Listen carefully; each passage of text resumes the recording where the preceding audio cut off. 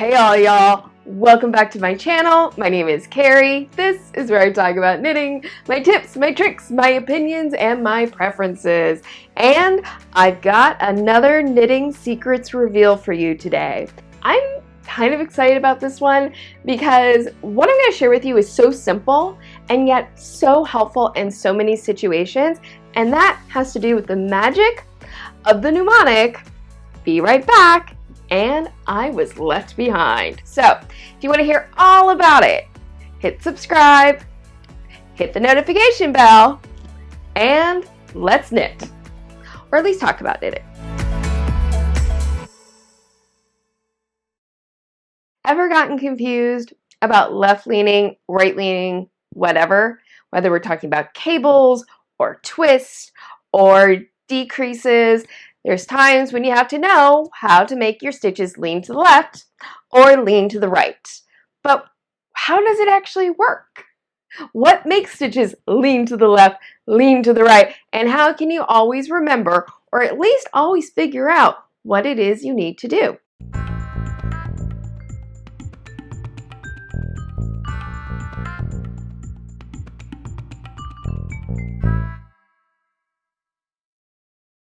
So in starting to explain this, I'm actually going to start with cables, because learning how to do cables is where this whole issue of left versus right leaning and what's happening structurally with stitches when you're creating left and right leaning, whatever, really crystallized in my head, was learning how to do cables. So I'm going to start there. And right here, I have some cable. This is actually swatch I knitted when I was first learning how to do cables. And it has stitches that are moving to the right and then stitches that are moving to the left. So the way the cabling basically works is that you are knitting your stitches out of order, right? So here, if you look here at the base right here, okay, you will see here are the stitches that are leaning to the right. These stitches started off on the left and they moved over to the right. And the way that that happened was the stitches, imagine my fingers represent stitches. So instead of just knitting 1, 2, 3, 4, 5, 6, I'm going to knit 1, 2, 3, 4, 5, 6. When you knit your stitches out of order, you gotta get these 3 stitches on the right out of the way. And there's 2 places you can put these 3 stitches. To do that. One is to bring it towards the front of the work, towards you, and the other way is to bring those 3 stitches on the right towards the back of the work, away from you. Depending on where you put those 3 stitches as you work these 3 stitches on the left is what will determine if you have a right or left leaning cross. In a right leaning cable cross, you hold the right stitches towards the back of the work, away from you. The left stitches come over top of the right stitch, like this. So the right stitches come behind, the left stitches come over top, and that creates a right leaning cable cross. The mnemonic device that most of us, I think, are taught in order to remember what stitches to bring behind to create the right leaning cross is be right back. You know, so be right back, right stitches back behind the left stitches. To do a left leaning cable cross, it's the exact opposite. You're taking the right stitches, okay, and you're bringing them over top the left stitches like this, so that the right stitches are now moving across the left stitches to lean to the left. And here are the left stitches behind. And what I always think is, I was left behind. I was left behind. And when I learned this, a light bulb moment went off in my head, which is that how that works for left and right leaning cable crosses is actually also what is happening when doing a left or right leaning decrease. So when we're learning how to knit, we learn certain things like decreases, the knit 2 together, the SSK, and oftentimes the name's derived from what it is that you're actually doing to get to an end result. For example, the knit 2 together. It is the most basic decrease. It's the first decrease most of us learn. And it's called the knit two together because you are literally knitting two stitches together into one stitch. Then you have the SSK, which is the slip slip knit. The SSK got its name because you are slipping as if to knit, slipping as if to knit, and then knitting the two together. What you aren't necessarily told right away is those directions are given to get a certain result. The knit two together is a right-leaning decrease. The SSK is a left-leaning decrease. But why does a knit two together create a right-leaning stitch? And why does an SSK create a left-leaning stitch? So let me show you. Here we've got Mondo Swatch again. Yes, hello. I feel like Mondo Swatch needs a theme song. Like Mondo Swatch needs a entrance song. What could it be? Dum dum dum dum dum dum dum dum Mondo Swatch. I crack myself up. I don't know if all y'all find me funny, but I find me hilarious. Anyway, so we have the return of Mondo Swatch, and as usual, the needle is kind of in the way of seeing what's going on. So we're going to take the ginormous needle out, pretend that my finger is a needle. To do a knit two together, the needle comes over to the stitch that's on the left, goes through it, then goes over the stitch that is on the right, like that, and look what happens.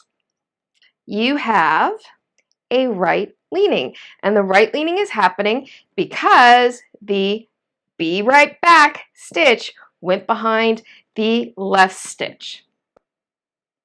Yes, same thing with the cable cross. So here are my two stitches. This is my right stitch, this is my left stitch.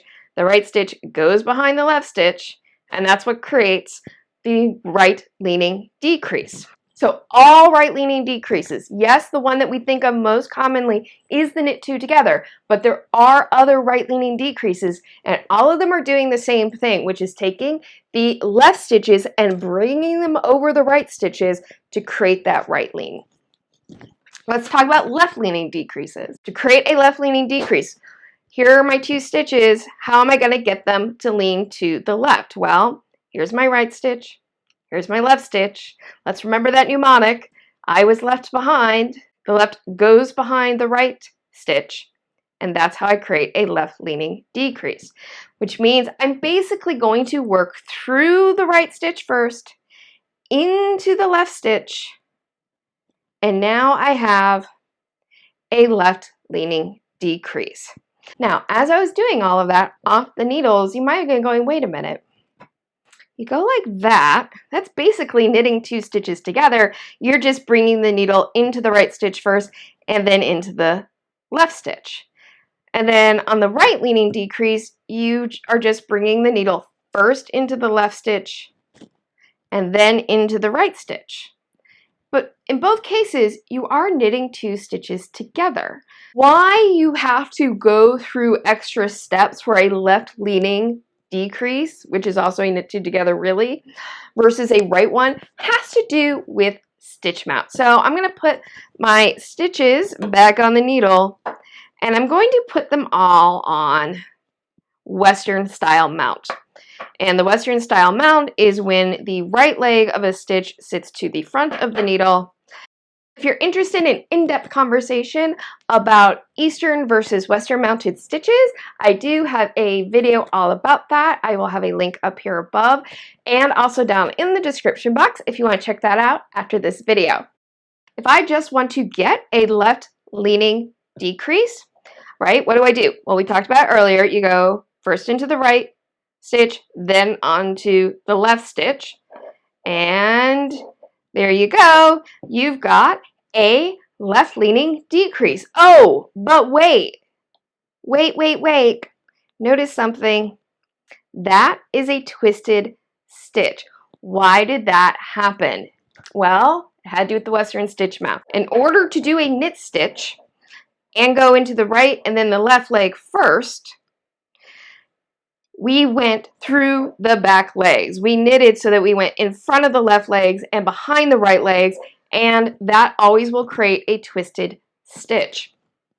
So that is why when you do a left leaning decrease, you need to change the stitch mount from western mount to eastern mount. So that's what I'm doing now. In the eastern mount, the right leg is behind the needle. And now I'm going to do a left leaning decrease. So now I bring it again into the right stitch first, into the left stitch next. I do it, and there we go. I have a very loose but left leaning decrease, and everything is open. So that is what an SSK is doing. An SSK is changing the stitch mount of your stitches so that when you go first through the right leg and then into the left leg will come behind the right leg and you will get a left leaning stitch. This can really help you out if you start getting into combo knitting, because in combo knitting you use a combination of Eastern and Western mounted stitches. And because you have all of these different stitch mounts going on, you really have to have an understanding of when to switch your mount around either to Western or Eastern mount so that when you do your decreases, you get them not only moving in the direction that you want, but keeping them untwisted. So that is how your stitches cross for a left or right leaning decrease if you're using a knit two together.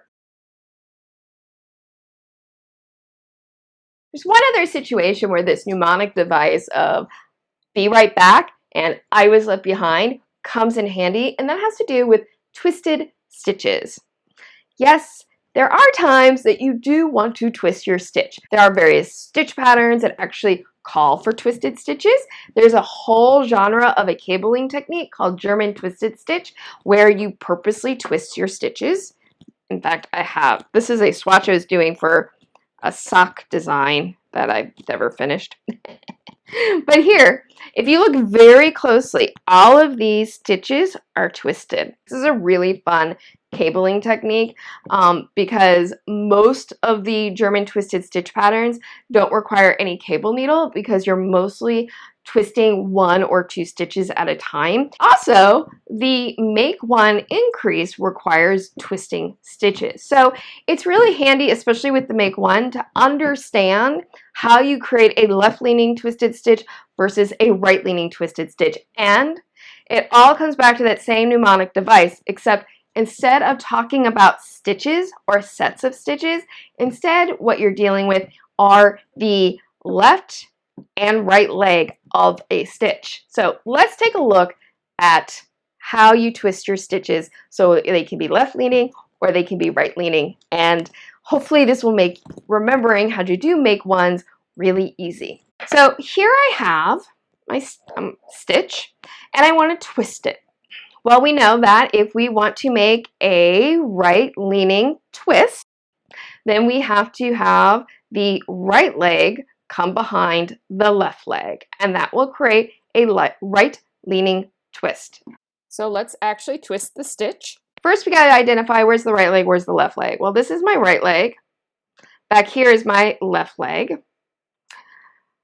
And I know this is my right leg because it's sitting ahead of the left leg. As knitting, everything is right to left, so right comes first, then the left. And let's remember our mnemonic device, be right back. So I need to bring this right leg behind the left leg in order to twist it. But if I knit first through the right and then through the left, I'm going to have an open stitch. So what do I do? Well, remember, be right back. I need the right leg in back. So I'm going to take my stitch, I'm going to turn it around. So now the right leg is behind the needle and the left leg is front. Now I can knit through and I have a right leaning twist. And if I want a left leaning twist, well, I was left behind. Here's the left leg behind. Oh, no problem. I can just knit through the back leg to twist my stitch.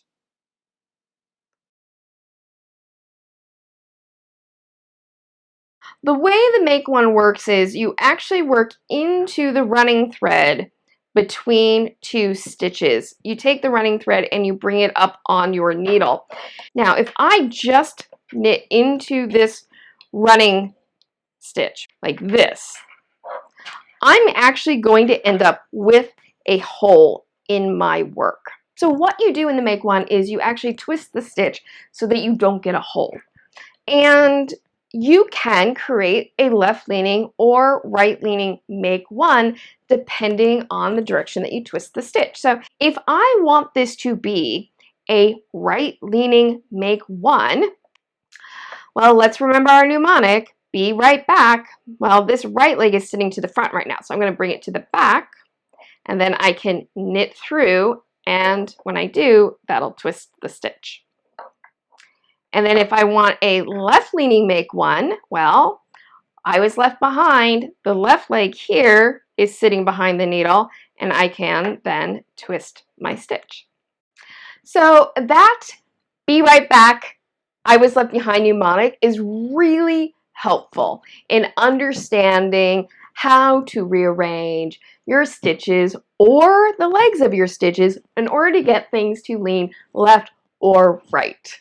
I hope that you found this information helpful. If so, please give me a comment down below. What mnemonic devices do you have for left, right leaning, whatever? Have you ever thought about it that much? What is your favorite decrease? Are you a dedicated SSK person? Or are you like, actually, I prefer the pass the slip stitch over? Both of them are very effective decreases. There's pros and cons to both of them. That's probably a discussion for another day, but I'd love to hear your thoughts about it. If you found today's video helpful or entertaining or both, please give it a thumbs up and share it with all your friends, your knitting friends. Sharing videos, giving this a thumbs up helps the YouTube algorithm know that I am a channel worth checking out. If you'd like to reach out to me on social media, you can find all that information down in the description box. And if you haven't already, please hit subscribe and the notification bell, which will let you know whenever I upload a new video. I hope that you have a wonderful day, evening, weekend, weeknight, whenever you may be watching this. And as always, happy health and happy knitting. Bye. Ever get confused about left reading? Almost had it. I will have timestamps down below, okay? Why am I being such a dork? There it is. That is everything I can tell you about how you could apply the be right back. Sorry, I'm having a hard time talking today. Oh my gosh. We're going to take the ginormous needle out. This is like a Buffy the Vampire Slayer like needle. Too bad it's not wood, it's plastic.